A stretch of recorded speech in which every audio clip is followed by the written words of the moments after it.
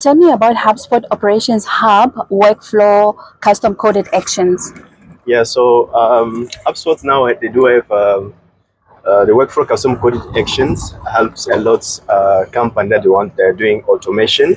So we have basic automation that you do, and then for custom coded action can be certain things, certain action that is not possible with the normal regular module action. So you can use custom coded action where you can get later, for instance, different kind of CRM objects. You see, so different property that you can format a property, you can add some calculation, or you can do some API integrations.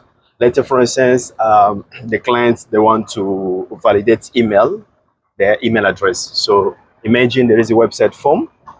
So you go to the website form and then you submit a form. You put your email, the user put their email address, and then so once they put their email address, and then that email go to the it's gonna first of all go to data, for instance, to Clearbit.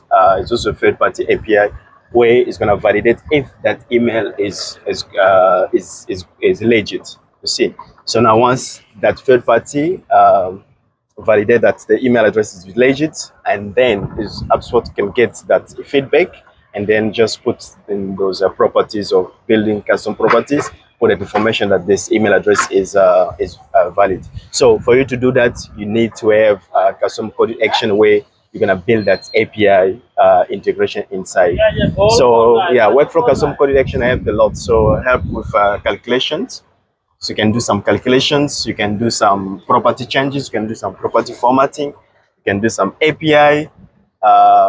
Yeah, so you can like API. So because of in the past, we have absolutely gonna use later, for instance, a outside middleware for doing the integrations. But now what they do now, you can do the integration using HubSpot custom coded actions. You see, workflow custom coded action. Even though we have the CMS serverless and also the UI extension that HubSpot is doing now with CRM development, you see, but with workflow custom operations hub, so you are doing your automation, and then after that you can kind of like recode it also to make it work nicely.